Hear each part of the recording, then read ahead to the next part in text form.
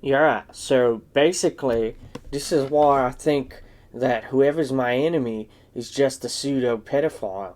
And basically, my evidence here proves that they're a pseudo pedophile or they talk about openly doing it. So, intellectually, I'm better than my enemies, and that's why you shouldn't follow them. It's not like every time I make fun of somebody, it shows you that even on the same side, we're not really trustworthy of each other, and that I'm realistically one displeased video published away from doing a fucking takedown of you like this in front of my microphone. But I'm not Australian anymore. I live in Argentina. It's just that every time I think about his videos and what he's devolved into, I I really take a long hard look at quote unquote the left. And I think, what does our activism amount to? Just being in his chat rooms, watching his fucking videos and being in chat rooms and donating to charities. We basically became the limousine liberal stereotype, which is funny. And our only difference is that what? We can cyberbully liberals who are the actual political power mirror of ourselves. Like, look, the right has no problem working with the far right. And, like, for the most part, their disagreements they kind of push aside. Ours has become so much a game of identities and gotten in the way of that that we've now divorced ourselves from them, and we actively don't help them on anything. And, like, that's fine because, just like Bad Empanada encourages you to do, you just kind of live your best fight. And when you live your best fight, you kind of just don't end up allying with anybody. And I don't know, how does that make a movement look more or less a political ideology if none of the people are really friends with each other. I get that's how politics are. Everything's real slimy. But how am I supposed to take serious a guy who doesn't like that he gets doxxed, but is more than happy to dox others because he deems them scum? And granted, there are, you know, who's that Vietnamese guy on Twitter that always coddles up to Nazis and doesn't like quote unquote Antifa.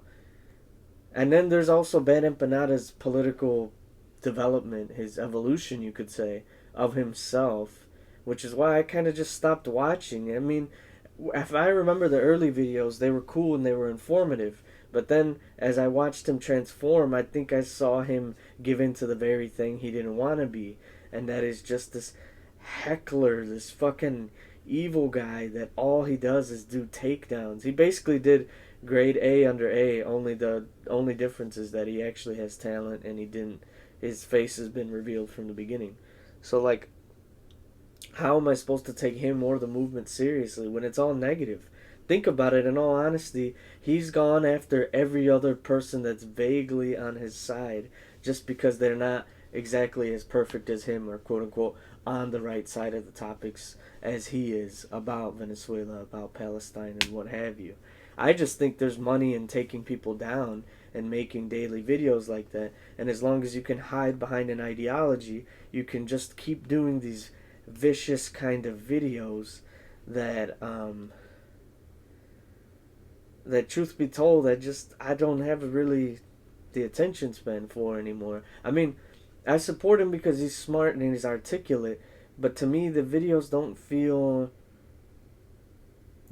as fun as they used to, cuz like entertainment is never actual education, right? And I would never try and treat his videos as a substitute for going out there and actually fucking reading, like him and Hakeem say to do. But at the same time, they've all, not that he's ever gone against them, but that he's kind of distant from everybody else, that I'm just not sure what the fuck he even stands for anymore. And even then, like, the Palestine stuff just kind of got depressing. Honestly, the more attention that Palestine and the struggle for an end to the occupation has become, I think it's only gotten worse, especially because the only things we've done in that time is just verbally harass Jewish Americans and the greater Jewish diaspora, which has varying degrees of success, I guess. Same thing with the BDS boycott. Uh, but truth be told, my controversial opinion is that unless you're joining the brigades, it doesn't really amount to much. And even he, as much says that about America. He's like, you fuckers need to do a revolution. You can't just donate money or compliment me. Yeah, like America has to actually get off his ass. Like, don't get me wrong, he never said that directly. I'm just obviously having fun. But like, I just became disillusioned because he's so shady and like making fun of everything, and like he's like, what do you mean this is reality? I deserve to make fun of Americans because America's the most he basically did the one thing I hate about international leftists, is where they take Western leftists and blame them for their country's thing. And then his various videos on Israeli leftists, which again I can't defend them, that's an uphill battle. But like, if the roles were reversed and he were an Israeli leftist, I don't know what the fuck he would do if there's some random fucking guy, not even from either country anymore, because he has an Australian accent, but he lives in Latin America. So, why the fuck do I care? I mean, there is a huge Jewish diaspora in Argentina, but like, other than that, why do I care? Now, the day he makes a video in Spanish where he's like, Ustedes deben convertir los judíos de Argentina, then I'd be actually worried. But like, until that day comes, then, probably not. But the biggest thing is that I went from things that are informative and analyses of other videos, and slowly, video by video, they became more about dragging the person that made them than it was actually combating the facts. And don't get me wrong, he was always kind of like snarky and a smart ass, and like he always had that humor to him. And it's funny, he makes the jokes while having the most deadpan face ever. But like, at the same time, it just got old.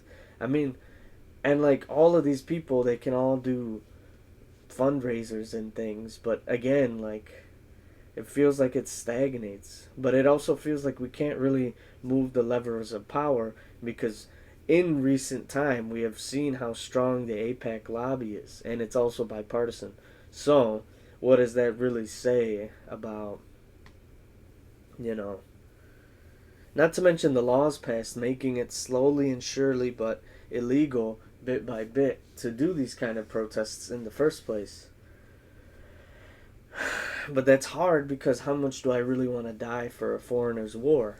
But at the same time, I hate isolationist arguments, because I don't know, America, even on the liberal Democrat side, we have to reckon with, it's going to be hard to quote unquote step down from the world when we've swung the stick so many times that there's going to be a massive vacuum left if we stop swinging and we go home, quote unquote. And all of that will affect the lives of the average American, and there's billions of dollars in funneling our stupid big medias, because nobody questions anything, and we just ask the news and ask these companies to tell us who we are. And he wants to go against that somehow by heckling everybody and everything. Now, don't get me wrong, the past few months has been kind of funny to watch him, how do I say? It's been kind of funny in a sense, watching him go after people like Jesse Gender. He's like, trans folks? Who are trans folks? But like, honest to God, she's just a girl who has like Jewish friends, and like she does the whole politically correct thing. She's an SJW through and through. I don't mind her videos, but like, I don't know. I don't know if she deserved to get taken down like that in the video he made of her. But she did also, as he correctly points out, try to just label him transphobic. But it's kind of hard because A, he's not a white guy completely. He's Argentinian now. No, but what I mean is like, he's a transplant and he's a leftist. So by all the heckin' good parameters, you can't really put any teeth into an attack. And But at the same time, like, is this what the revolution consists of? Is this how we get things done, by replicating the disagreements that leftists back in the day used to have? There's also that Andrewism video where he's like, on leftist disunity, we're gonna have leftist disunity because we all think differently or whatever. And I thought to myself, like, yeah, that's cool or whatever, but like, if anything, this really turns me off to these whole factions as identity kind of thing. But in general, that spoke more to who I was as a person. And like, of course, I say all this with the risk of getting roasted or doxxed because Bad Empanada likes to do both. But I also rely on the fact that I'm a nobody, so probably not worth his time. I just, as a fan, I kind of stopped because, like I said, it just, after a while, it's just like too negative and you target too many of your own people.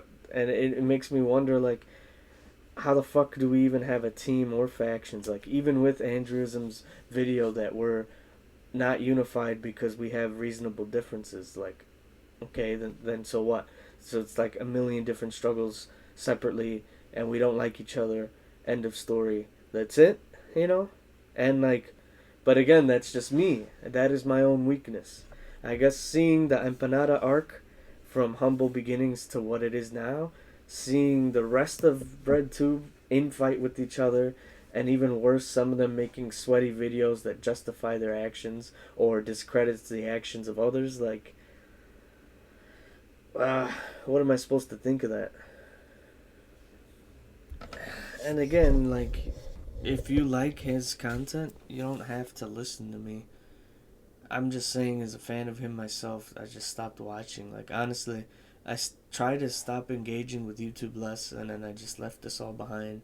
And it feels like everything's about to economically collapse. And if that's the case, I don't want to spend my last moments in, like, identity politic bullshit. Because these guys benefit from that. They have a whole platform where they make money off of your watch time, which is good for them. But at the end of the day, they just became a part of the system. There is no revolution here. It's funny that Sisyphus 55 video or whatever, the revolution will not be televised. I talk about it a lot just because it made me roll my eyes. But I don't think he was in it, unless he was in it, I can't remember. But like, him not being in it is very funny. But even that video is also very funny because there's this idea that I have about the left being in it for so long that they will openly perpetuate bad shit, and then once they learn it's bad, they'll openly perpetuate the next update, but then carry on like it's nothing, and then they never question their worldview, this label that they've given themselves, which is whatever they identify as: socialist, Marxist, ANCAP, NPRIM, anarcho-socialist, anarcho-syndicalist, whatever. And it really makes you think, like, honestly, the day I stopped caring about it and the day I stopped labeling myself, unlike them, is the day I got freer for me. But that's because I don't have a platform that benefits from that or not. So, do with that what you will. You can still watch all of their videos, but truth be told, I check on some of these guys and those counts don't look as high as they used to be. If they are high, then that's good for them. But I'm just saying, at least for me, I have, with all these commentators in mind, they seem to get by any criticism by deflecting the criticism and saying, oh, you're attacking my politics. You don't like that I am an anarchist, in Andrewism's case. Or you don't like that I'm whatever the fuck Bad Empanada is. You don't like that I'm, like anarch, whatever he is. I think it's just anarchist. So on and so forth. And like, to me, it's just crazy because I've been watching socialist stuff since like 2014, roughly. Like, on and off in the early years, 2017 and onward, way more. But like, within the past 3 or 4 years, it's definitely been thinning out slowly. Only within the last two has it's definitely like, okay, I fucking don't really care about that. I think Bad Empanada reminds me of like these purity politics that we play into. But it's so weird because he defends third world socialists from impurities, but then he also attacks the first world ones for impurities. So then it's like, what do you even do? And that's why I come back to the idea of like a socialist version of grade A under A. A guy that's just turning on all the people within his circle. Like, what the fuck, you know? But I don't know. This is just like a quick fucking 14-minute dispatch. I mean, yeah, I don't really have anything else to say. All of it got stale after a while. It seems like they all just posture and shit, and it feels like the left as a whole. Again, this is an idea I keep coming back to, but I feel like with the past 2 or 3 years, we had like a real window to do something. Not only did we blow it with the 2025 election, but we just blew it in these video topics never changing. Like, why wasn't there momentum? Why wasn't there extending the olive branch to the other side? Why wasn't there at least dropping this trivial fucking gender war bullshit, dropping this trivial fucking green bullshit? Because like I'm all for saving the environment. I don't think there's anybody my age that isn't. But at the same time, I think opposers to environmental stuff have at least a point by saying that every time there's environmental things passed, the ruling industries find a way to make us foot the bill, the average consumer. So if they tax carbon or gas, then poor people pay because they use more gas. You know, if they make electric cars the new thing to buy, we're kind of outpriced on them, and so on and so forth. And I don't even know that Bad Empanada has debated all that in general. But again, though, like him and Sam Cedar and all of that, eventually I stopped watching. For a time, it was fun to watch just because it really felt like a shield when you needed to be, when, um, you know, the left was under scrutiny. But, like, I don't think the left has been under scrutiny since 2018. And, like, I think we have always been under scrutiny, but I'm saying we never had public opinion sway like that, like in recent history. Before, this was only ever opinions that were held by people that were, like, on college campuses, college educated, roughly. I like, it was good to do all that just to like deflect the arguments that you get made fun of. But also those arguments, you kind of miss the chance to at least make your case, or to at least meet people on a level that they could understand. But if you just become so sweaty like either Sam or Bad Empanada, then you kind of miss it. Now, Sam's job is to commentate. Like, you go to him if you agree with him. That's the nature of political content. But I just feel that with the added dimension of people becoming less social, I don't want other people to be like me and then this be their only degree of interaction. My dad, God bless his heart, always tells me to not watch too many of these. But that was before TikTok got him, and now he's just, I don't know, the world's most hardcore Democrat. When before he was a lot more neutral, which this is fine, you know, these polemic times will do that to people. But if I'm picking up his torch, then I'm just not giving a fuck. And I will follow through it to what he said, though. You know, like, if you watch too much of these, you just turn into these guys. Like, he's an entertainer. He does this for entertainment. But what does that mean for you?